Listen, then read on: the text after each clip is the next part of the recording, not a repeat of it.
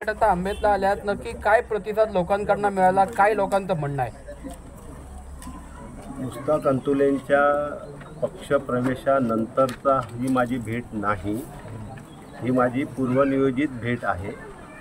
2 दिवसापूर्वी मी आंबेतमध्ये माझ्या सहकाऱ्यांच्या आंबेतच्या ग्रामस्थांच्या विनंतीवरून सदीच्या भेटीकरता येण्याचं मान्य केलं होतं. परंतु माझा दौरा हा प्रचाराचा दौरा लागल्यामुळे मी 2 दिवसापूर्वी येऊ शकलो नाही आणि म्हणून 2 दिवसापूर्वीच आज ही सदीच्या भेट घेण्याचा निर्णय घेतला होता. त्याप्रमाणे 20 तारखेला येणार होतो पण त्या दिवशी नाही जमलं, म्हणून आज 22 तारखेला या ठिकाणी सदीच्या भेटीकरता आलो आहे.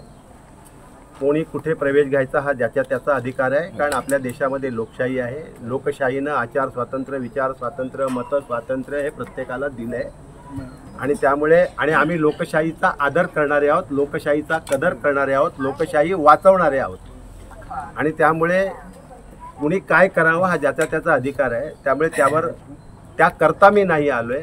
मी इथल्या आंबेच्या जनतेशी एक माझे जे जुने संबंध आहेत त्या संबंधांना पुन्हा द्विगुणित करण्याकरता एक सदीच्या भेटीकरता इथे आलो आहे आणि म्हणून मला इथं आल्यानंतर एक आनंद मिळाला की संपूर्ण आंबेत गावानं या सदीच्या भेटीला मनापासून माझं स्वागत केलं. मुख्यमंत्र्यांचं आज दुपारचं स्टेटमेंट आहे. ज्यावेळेला आम्ही गुवाहाटीला सगळे निघालो त्यावेळेला विरारच्या एका टपरीमध्ये चहा घेत होतो आणि त्यावेळेला उद्धव साहेबांचा फोन आला, मुख्यमंत्रीपद तुम्हाला मी देतोय. मात्र आज मुख्यमंत्र्यांनी त्यावर भाष्य केलं आहे की वेळ खूप उशीर झालेला आहे, त्यामुळे मी आता ते मला जमणार नाही आहे. कसं बघताय वेदनाकडे?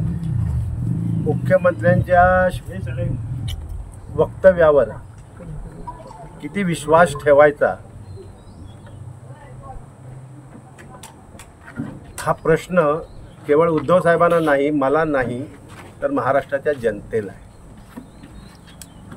कारण त्यांनी महाराष्ट्राचा केवळ उद्धव साहेबांचा नाही तर महाराष्ट्राच्या जनतेचा विश्वासघात केला. त्यामुळे या विधानावर किती विश्वास ठेवायचा हा प्रश्न आहे, तर त्यावर उत्तर देण्याची आवश्यकता आहे असं मला अजिबात वाटत नाही. उद्या शरदचंद्र पवार यांची सभा होते, सुनील तटकरे यांच्या होम ग्राउंडवर सभा होते, त्यामुळे विशेष लक्ष सगळ्यांचं लागलंय. काय सांगाल? हे कोणाचंही होम ग्राउंड नाही आहे.